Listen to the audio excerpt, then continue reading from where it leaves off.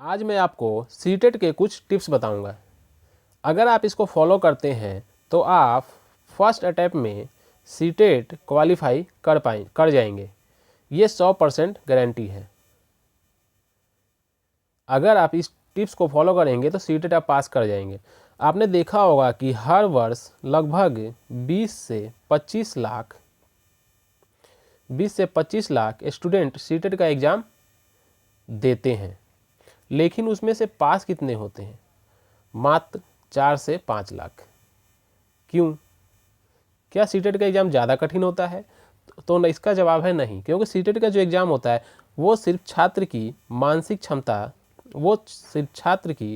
मानसिक क्षमता की जांच करता है। मानसिक क्षमता की जांच करता है, क्योंकि इसमें जो सीटेट में जो 150 प्रश्न पूछे जाते हैं उसमें से लगभग 50% प्रश्न मानसिक क्षमता वाले ही होते हैं।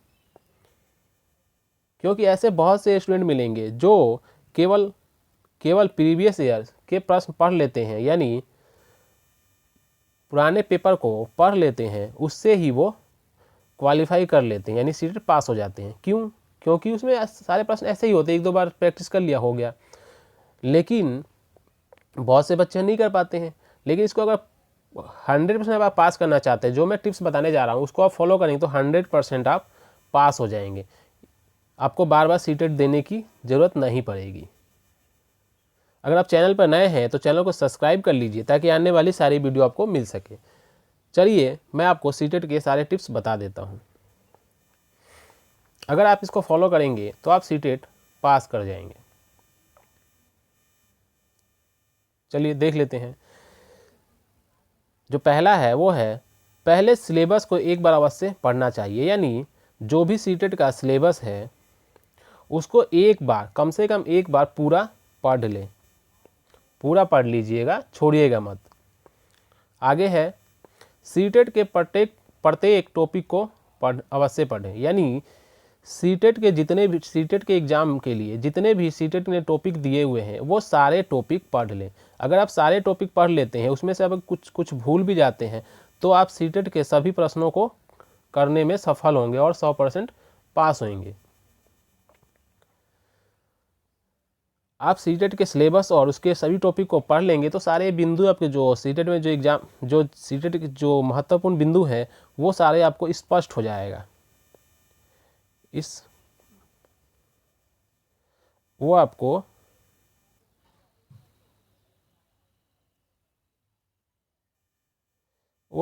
स्पष्ट हो जाएगा। तो इसलिए घबराने की बिल्कुल भी जरूरत नहीं है, इन दोनों को जरूर देखें। अगला है सीटेट के क्वेश्चन पेपर। यानी सीटेट के प्रीवियस ईयर्स के दो वर्ष या 4 वर्ष के जो भी आपको मिल जाए, या जो भी 1-2 पेपर वर्ष के जो सीटेट के क्वेश्चन पेपर हैं वो जरूर पढ़ें। इसके अलावा प्रैक्टिस पेपर को हल करें। प्रैक्टिस पेपर जरूरी नहीं है कहीं कहाँ मिलेगा, मार्केट से खरीदे। नहीं खरीदना है तो कोई बात नहीं, आप प्रीवियस, सबसे पहले अच्छा है कि प्रीवियस ईयर्स का क्वेश्चन पेपर आपको सीटेट की वेबसाइट पे मिल जाएगा। सीटेट की वेबसाइट से जाके डाउनलोड कर लीजिए और उसको प्रैक्टिस कर लीजिए, बस हो गया प्रैक्टिस।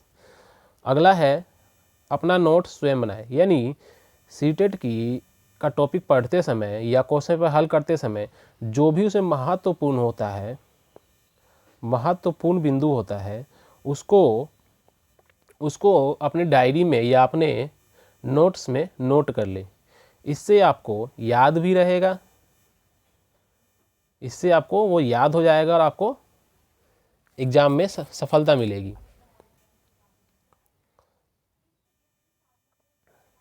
चलिए आगे देखते हैं। 5वां, सभी बुक एक समान है। सीटेट के लिए अगर बुक लेना चाहते हैं तो कोई भी बुक ले लीजिए। मार्केट में जो भी बुक मिलते हैं उसमें लगभग सभी में एक जैसा ही दिया होता है। मैंने कई बुकों को देखा है जिसमें सब में एक जैसा दिया होता है, तो इसीलिए आप कोई भी बुक ले सकते हैं अगर आप बुक लेना चाहते हैं तो। मैंने वैसे कोई बुक लिया नहीं था, एक बुक ले लिया था, लेकिन मैंने पढ़ा नहीं पूरा, क्योंकि मैं सिर्फ टॉपिक पढ़ना है, मैं टॉपिक कहीं से ही पढ़ लेता हूँ। कहीं यूट्यूब से पढ़ लिया, कभी यूट्यूब से पढ़ लिया, कभी यूट्यूब से पढ़ लिया, या या मैं ऑनलाइन ही पढ़ लेता हूँ कहीं किसी वेबसाइट पे जाके, तो मुझे बुक की कोई खास ज़रूरत नहीं पड़ी। आप कोई बुक ले सकते हैं लेना चाहें तो।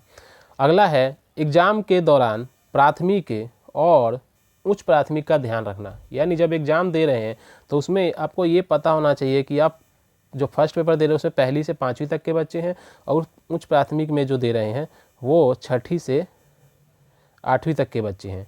तो इनको ध्यान में रखकर आपको एग्ज़ाम देना है, क्योंकि कई बार होता है आप प्राथमिक का एग्ज़ाम दे रहे हैं और उसमें सब ऑप्शन में जो होता है उच्च प्राथमिक का जो आंसर होता है वो लगा देते हैं, जिससे आपका क्वेश्चन गलत हो जाता है। इसलिए इसको ध्यान देना है।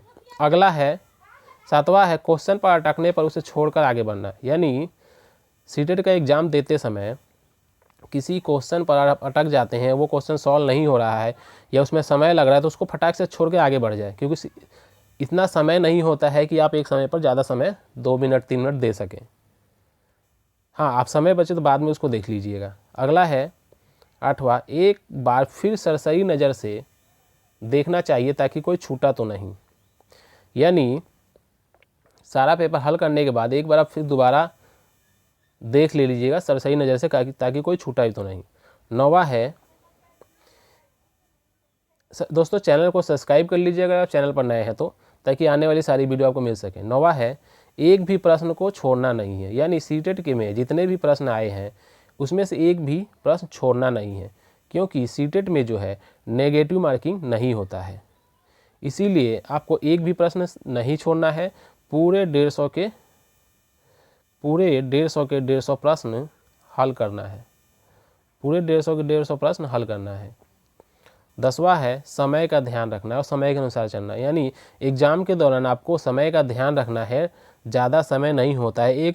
कोशिश करें एक मिनट में एक प्रश्न, मैथ में 1 मिनट लग जाता है, लेकिन बाकी जो प्रश्न होते हैं उसमें ज़्यादा समय नहीं लगता है। समय को आप बचाएं ताकि आप अपने दूसरे प्रश्न जहाँ पे जिसमें समय लग रहा है वहाँ पे आप बाद में दे सकें। दोस्तों, चैनल को सब्सक्राइब कर लीजिएगा ताकि आने वाली सारी वीडियो आपको मिल सके। तो आज के लिए इतना ही। अगर आप ये टिप्स फॉलो करते हैं तो आप सीटेट में 100% सफलता प्राप्त करेंगे। आज के लिए इतना ही दोस्त, थैंक यू।